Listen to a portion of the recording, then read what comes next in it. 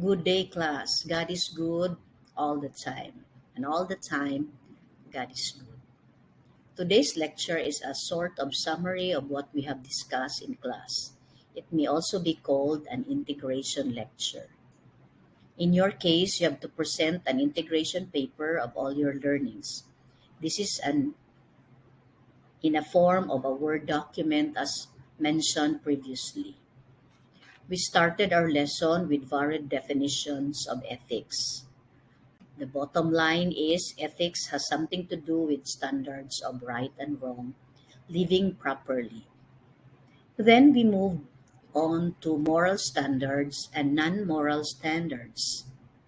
Moral standards are standards of right and wrong, while non moral standards are standards of conduct we need to follow. It's more of guidelines, etiquette, proper behavior, such as dress code, guidelines in online learning, table manners, among others, which do not have moral implications.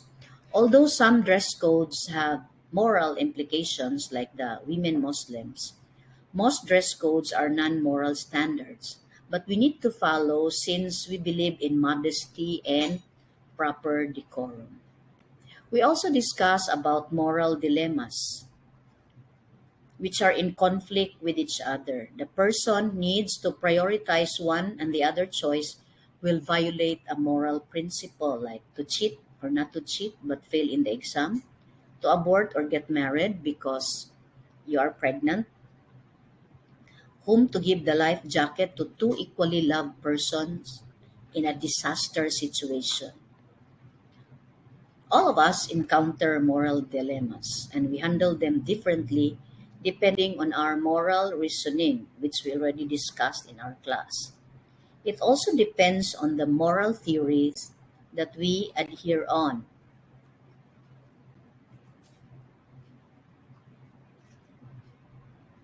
and the mental frame that we use in deciding.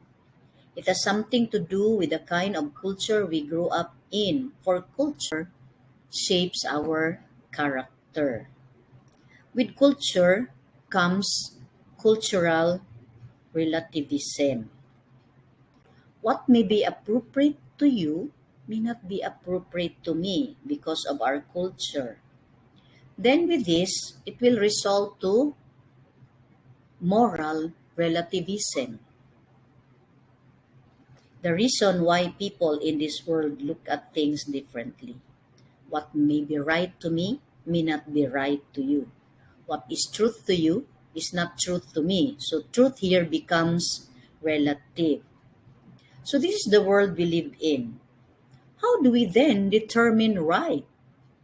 Often the problem in this world is everybody thinks he is or she is right.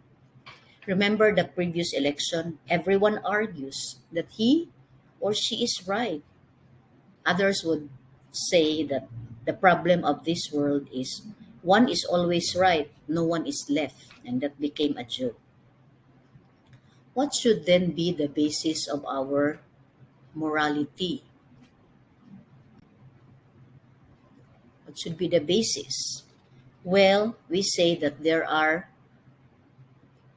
universal values. Example, cannibalism is allowed in some cultures, but the universal value that is adhered to is respect to human life, which has even extended to animal life, right? The point is, there has to be a specific standard of what is right and what is wrong because society will become chaotic if there is no specific standard of what is right and wrong. What are you following? Well, based on your answers to some of our exercises, many of you adhere to the divine command theory. This is probably because of the tradition that you have, which is Christian. So, what is then the foundation of ethics? It is said that freedom is the foundation of moral acts. One has to do right without coercion. It has to be based on free will that you do right. Aristotle said that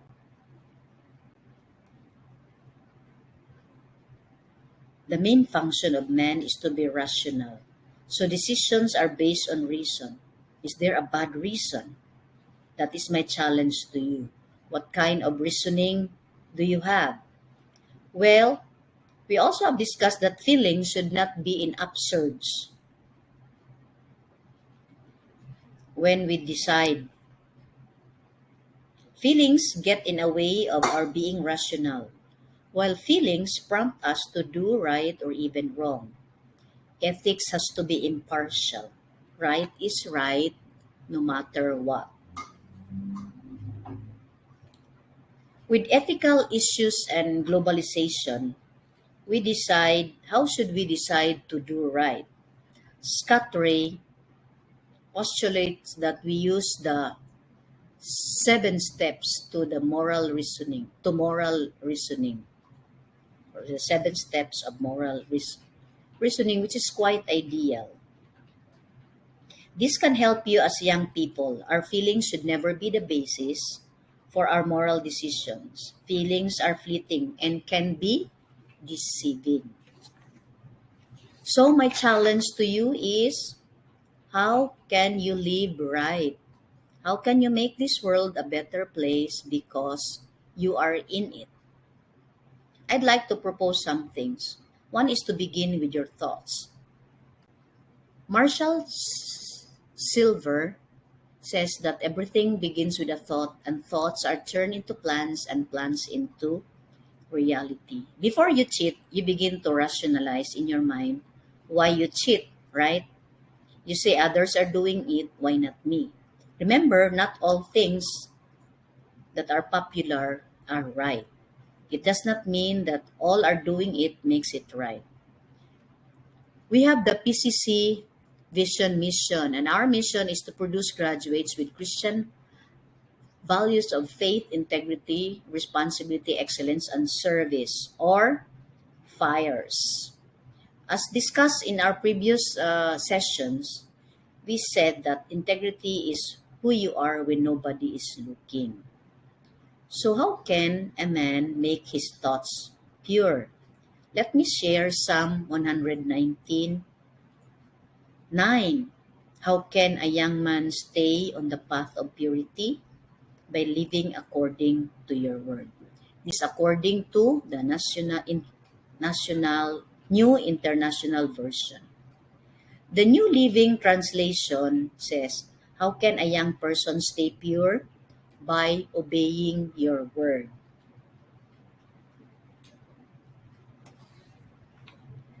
Psalm 119:105 says, how the word is a lamp unto my feet and a light unto my path. If you are in the light, you won't stumble. You have a guide. So basically, your teacher's bias is in the divine command theory. It is my prayer that as you finish this course on ethics, your home, place, community will become better because you are there. And you are willing to do right no matter what it takes. Kant says that doing right is a duty.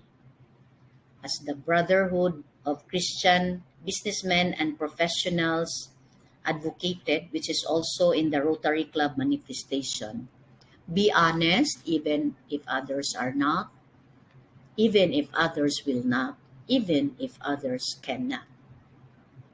Okay.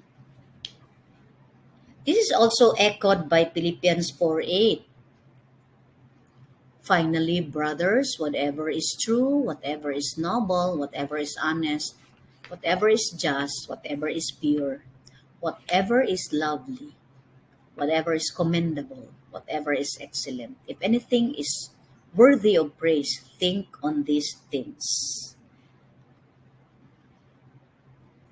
Lastly, Neil Maxwell said, do not fear, just live right.